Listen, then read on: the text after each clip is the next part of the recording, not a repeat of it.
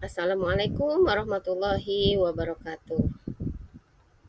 Selamat pagi anak-anak soleh soleha.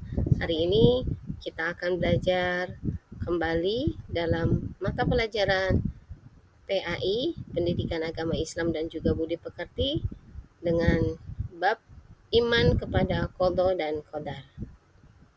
Sebelum kita mulai, mari kita berdoa terlebih dahulu. Dimulai dari ta'awud. A'udzu billahi minasyaitonir rajim. Bismillahirrahmanirrahim. Rabbi zidni ilman warzuqni fahman. Amin. Anak-anakku sekalian, kita akan belajar tentang iman kepada qada dan qadar. Kalian tahu nggak apa sih iman kepada qada dan qadar itu? Nah, untuk mengetahui apa itu iman kepada qada dan qadar, mari kita perhatikan penjelasan berikut ini. Memahami makna iman kepada qada dan qadar.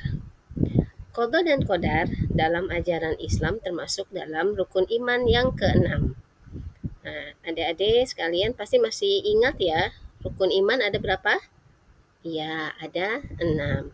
Yang pertama iman kepada Allah. Yang kedua iman kepada malaikat Allah. Yang ketiga iman kepada kitab Allah. Yang keempat iman kepada Rasul Allah. Dan yang kelima iman kepada hari kiamat. Dan yang terakhir adalah iman kepada qada dan qadar ya. Hari ini kita akan belajar tentang iman kepada qada dan qadar. Nah, qada dan qadar ini sering disebut juga dengan istilah takdir ya, yaitu meyakini dan mempercayai dengan sepenuh hati bahwa ada ketentuan dan juga ketetapan Allah. Nah, qada dan qadar ini sama-sama merupakan ketetapan, keputusan dan juga kehendak Allah atas seluruh makhluknya. Sebagian pendapat mengatakan qada itu adalah ketetapan Allah yang akan terjadi, sedangkan qadar adalah ketetapan Allah yang telah terjadi. Nah, apa sih dalil tentang iman kepada qada dan qadar? Nah, nanti adik-adik sekalian bisa lihat dalam surah Al-Qamar ayat 49 dan juga dalam surah Al-Ahzab ayat 38. Dalam surah Al-Qamar ayat 49, Allah berfirman, A'udzu billahi minasyaitonir rajim. Inna kulla syai'in khalaqnahu biqadar. Artinya, sesungguhnya kami menciptakan segala sesuatu menurut ukuran.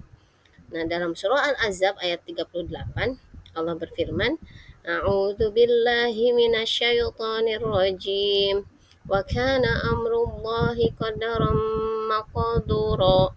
Artinya, dan adalah ketetapan Allah itu suatu ketetapan yang pasti berlaku. Nah, apa sih hubungan antara qada dan qadar? Qada dan qadar telah ditentukan dan berjalan sesuai dengan aturan yang digariskan dan di bawah kaidah Allah.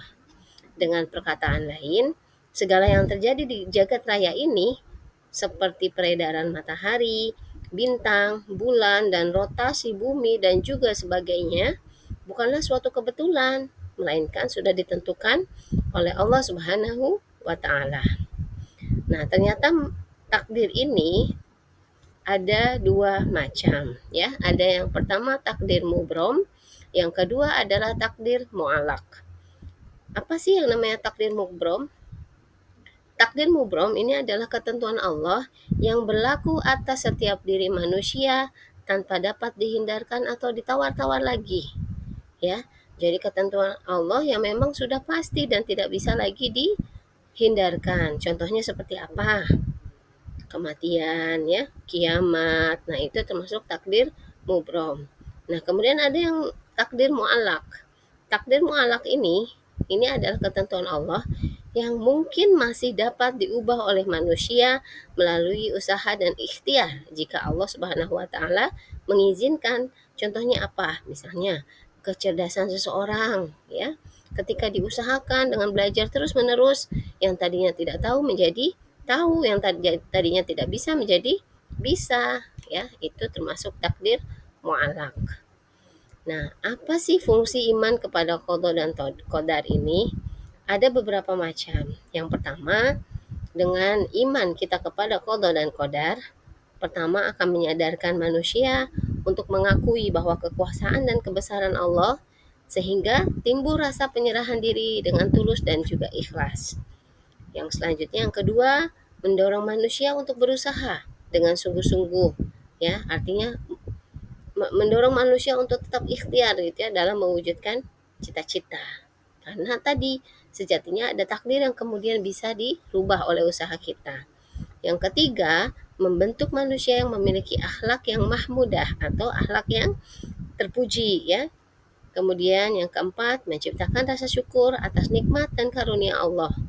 Yang kelima, mengingatkan kepada manusia bahwa semua yang diperbuat di muka bumi pasti akan dimintai pertanggungjawabannya. Yang keenam, manusia menjadi termotivasi untuk bekerja dan berusaha dengan benar menurut pandangan ajaran Islam. Nah, perilaku beriman kepada qada dan qadar ini ya ternyata bisa membentuk perilaku yang baik. Yang pertama, bisa melatih diri untuk mensyukuri nikmat Allah. Yang kedua juga bisa mendidik diri kita untuk senantiasa ikhlas, menerima kenyataan hidup dengan hati sabar dan juga tabah. Yang ketiga, membuat hidup kita menjadi tenang ya dan tidak mudah terpengaruh oleh lingkungan. Yang keempat, berusaha untuk dapat mengendalikan diri dan tidak bersikap sombong. Yang kelima, melatih untuk tetap sabar dan juga tabah. Yang keenam, senantiasa berprasangka baik kepada Allah ketika mengalami kesulitan hidup. Yang ketujuh, selalu meyakini bahwa semua yang dialami manusia itu adalah ujian dari Allah. Ya. Yang kedelapan, yakin bahwa di balik suatu peristiwa yang kurang menyenangkan bagi kita, itu pasti akan ada hikmahnya. Nah, demikian yang bisa Ibu sampaikan pada pelajaran hari ini tentang beriman kepada qada dan qadar Allah.